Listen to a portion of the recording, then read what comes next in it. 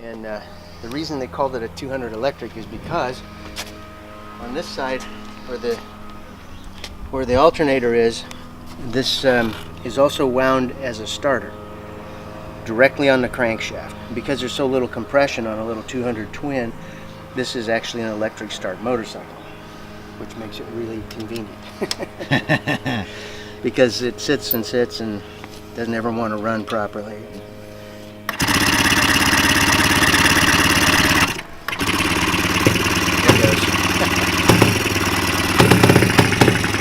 Starts up like an old diesel.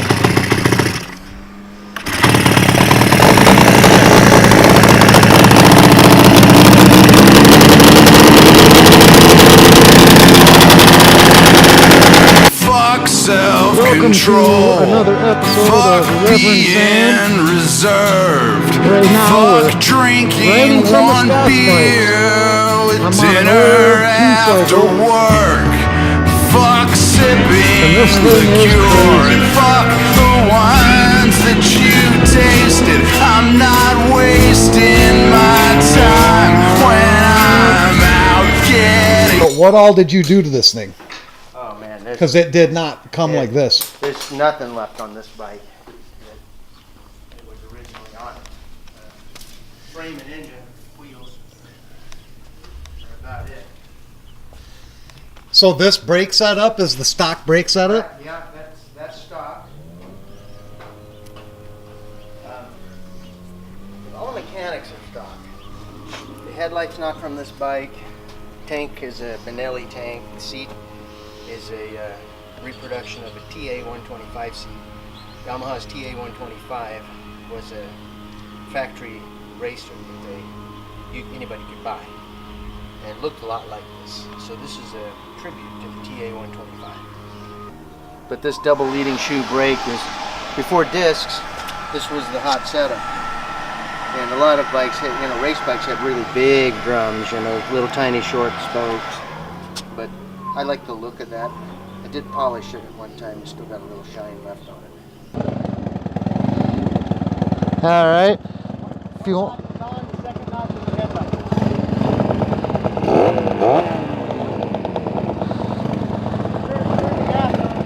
I turned it on. Oh! I've never ridden a two-cycle street bike. I've ridden lots and lots of two-cycle dirt bikes. But this is my first time riding a two-cycle street bike. It sounds fucking awesome. It has no low end whatsoever, but as soon as you wrap it up to about 6,000 RPMs, then there's all kinds of power. And it sounds fucking ridiculous. Just literally ridiculous. I'm not used to the rear sets, and this bike sits way to the rear.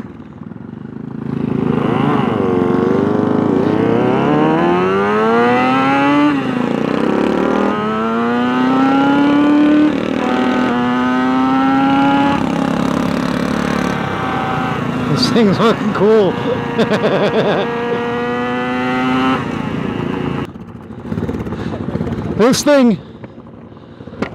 This thing is awesome. I only wish I had more GoPros so that I could actually get some footage of me riding this thing, because it's seriously cool. I mean, seriously fucking cool. I don't know if it's a 5-speed or a 6-speed. I'm pretty sure it's more than 4, because I think I'm in 4th right now. I haven't been counting. I'm too giddy. I'm too giddy from just riding it.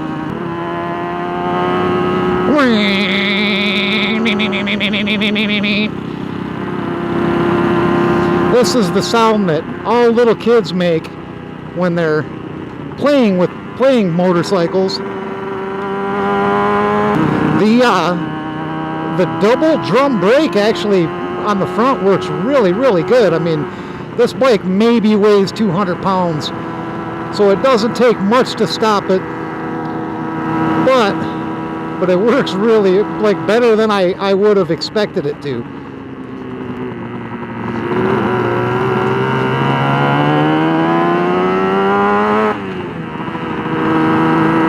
Downtown Gilbert. I haven't been here in a long time. You've got to really appreciate Scott. Let me shoot features on his motorcycles, riding his motorcycles, had to work on every motorcycle that we're shooting a feature on, and wouldn't let me buy beer, so I'm also drinking his beer. Now that is a real friend.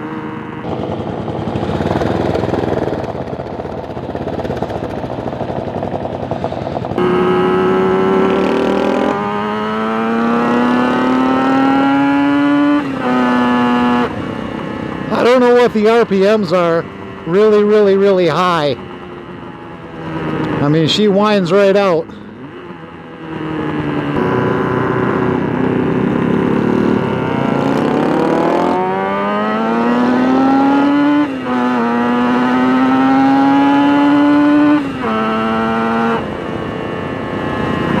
I mean, it's a ripping little bike.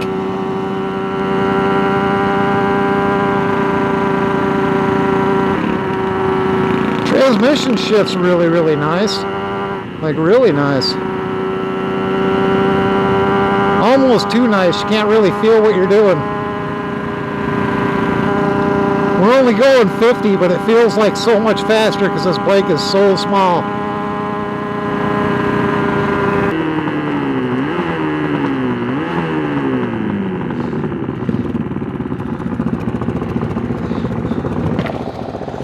The lack of engine braking takes some you getting used to. It's like, hey, I'm downshifting. No, it's just going to keep going.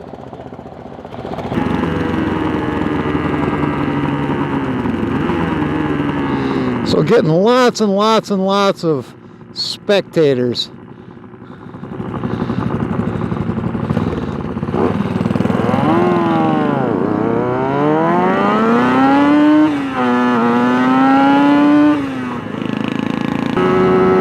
I mean, look at this thing. It's ridiculous. It's absolutely just fucking ridiculous. Scott is an incredible bike builder. Huge hero of mine.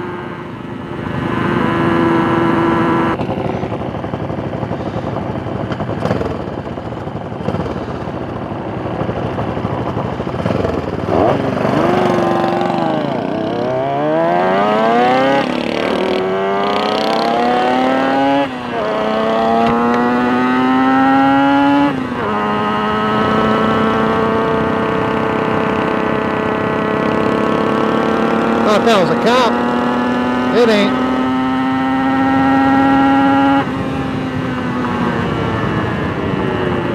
Wonder if I can stop this thing in time.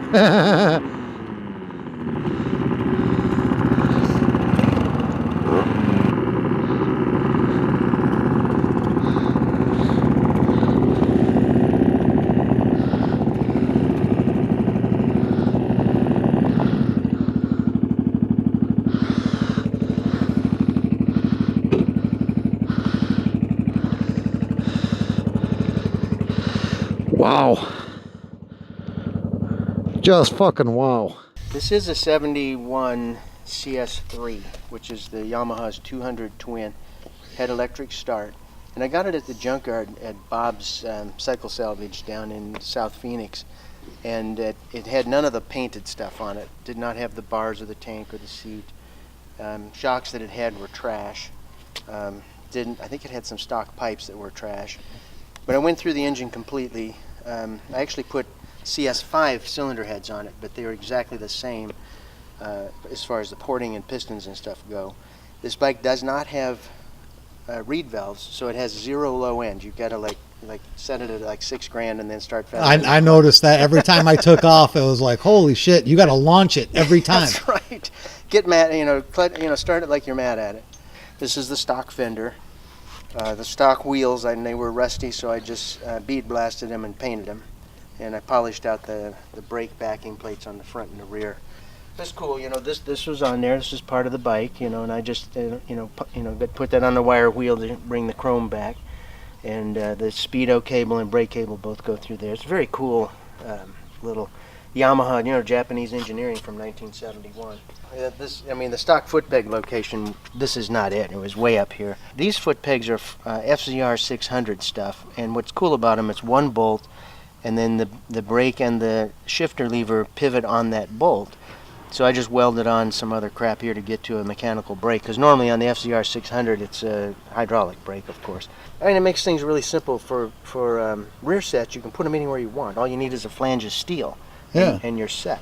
I did chop off the ends of these because they were kind of long, and when we're using the whole foot peg, it looked ridiculous. It was way out here. But these, this is such a throwback to the old Yamahas of the past. The paint scheme with the red stripe and red front fender is typical. If you go back and look through the old pictures of Yamaha road racers, and anybody could go buy a TA125 or I think it was called the TD250 or TR360. I don't know what they were earlier. They all became TZs in the end. But anybody could go buy one and go club race. And I mean, they were smoking hot bikes. Good TZ350, the Yamaha was just a giant killer. Maybe 80 horse, 90 horse, just absolutely and then not weighing much more than this bike here. Right.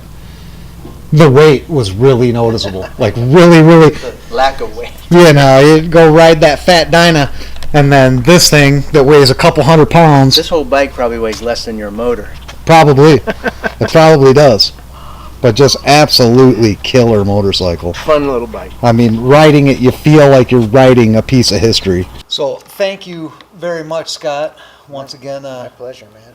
This has been fun. It has been fun. It's always fun. Every time I come over here and hang out, we have a blast. We talk about motorcycles and then end up riding motorcycles and drinking beer and imbibing tobacco and all the stuff we're really not supposed to do. I know. Just living dangerous. Well, the motorcycles didn't kill us, so. No, not yet. Not yet. And riding around town like that isn't any big deal. It's No. when you're rolling 85 and you go into a turn and not quite sure. Yeah, I actually love that feeling though. I love that on that Highway 666 run when I backed my Dyna into the corner and I didn't mean to. Yeah. And yet I lived.